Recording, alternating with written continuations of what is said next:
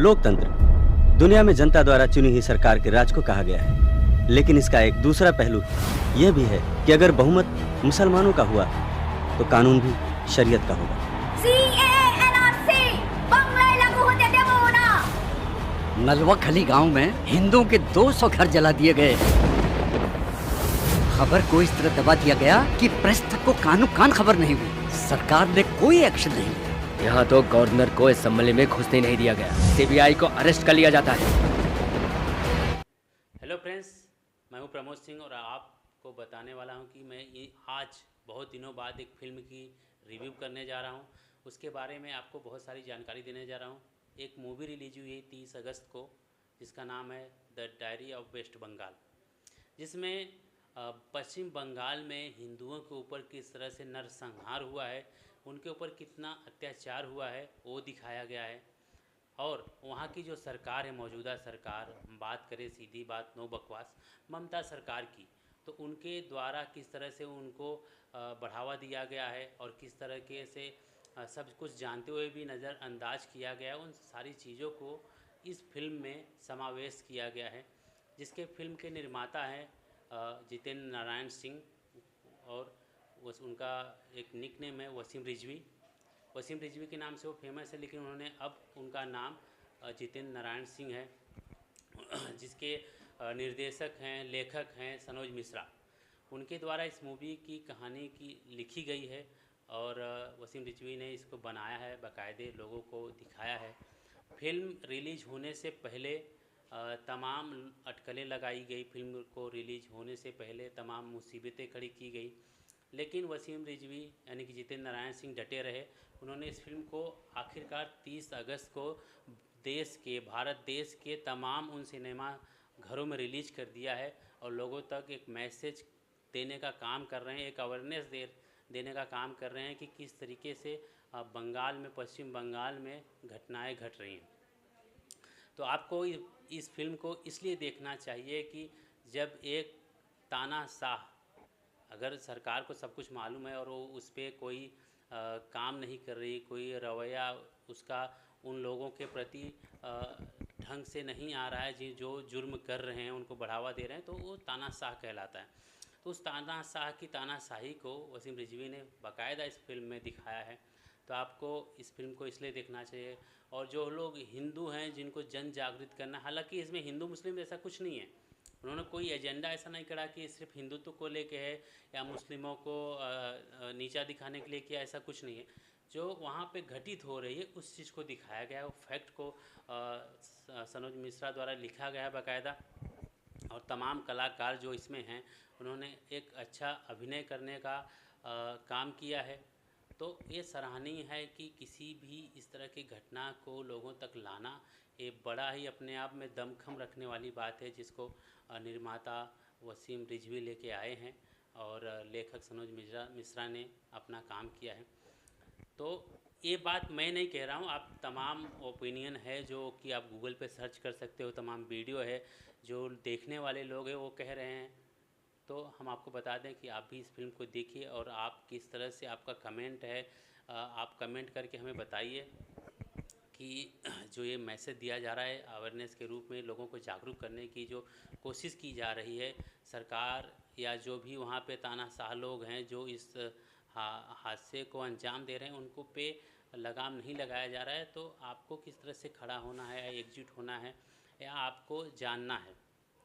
ये घटना आज पश्चिम बंगाल की नहीं है, ये तमाम घटनाएं आप जिस शहर में रह रहे हैं वहाँ भी घट सकती, तो इसलिए आपको भी जागरूक होने की ज़रूरत है। The diary of West Bengal film अपने आप में बेस्ट है, वो तमाम चीज़ों को दिखाती है।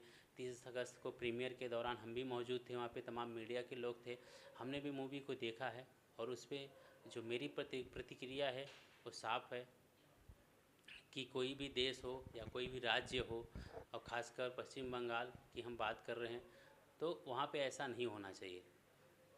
किसी एक के वोट देने से कोई जीत कर नहीं आता, तमाम लोग वोटिंग करते हैं, सिलेक्ट करते हैं, तब कोई जीत कर आता है। तो इस तरह का तानाशाही नहीं होना चाहिए, चाहे हिंदू हो, मुस्लिम हो, कोई भी कौम के लोग हों, उनके साथ इस तरह का हरकत या घटना नहीं होना चाहिए। तो इस फिल्म के माध्यम से यही दिखाया गया है। आप भी मूवी को देखिए और आप कितने स्टार देते हैं, आपके क्या उस फिल्म को लेकर कमेंट्स हैं, आप हमें कमेंट बॉक्स में बता सकते हैं। वसीम रिजवी जी से तमाम बातें की गई, उन्होंने बताया कि किस तरीके से लोग तमाम धमकियां दे रहे हैं, फ़ोन कर रहे हैं कि रिलीज़ करने नहीं दिया जाएगा। पश्चिम बंगाल में भी रिलीजिंग से पहले तमाम अटकलें लगाई गई और तमाम जगह पे जो उनके लोग एक्टिव हैं, जो इस घटना को अंजाम दे रहे हैं, उन्होंने रोकने की कोशिश की, तमाम चीज़ें हुई, लेकिन उसके बावजूद भी फिल्म को 30 अगस्त को तमाम सिनेमाघरों में रिलीज़ कर दिया गया। तो सबसे बड़ी बात यह है कि आपके क्या विचार हैं, आप कितना उसको लाइटली लेते हैं, आप कितना खुलकर उस पर बोलते हैं, क्योंकि बोलना आपका जन्मसिद्ध अधिकार है। हिंदुत्व को लेकर या किसी भी चीज़ को जिसको लोग छिपाते हैं, उसे उजागर करना आपका अधिकार है। हम तमाम साइड भी खोल के बैठे हैं और आपको बताना चाहें कि इसके जो कलाकार हैं, अरसिन मेहता, यजुर मरवा, दीपक कंबोज, नीत कमल, रीना भट्टाचार्य और प्रीति शुक्ला, ये तमाम वो कलाकार हैं जिन्होंने बेबाक निडर होके इस फिल्म में काम किया है। उन्होंने जो सच्चाई है उसको दिखाया है।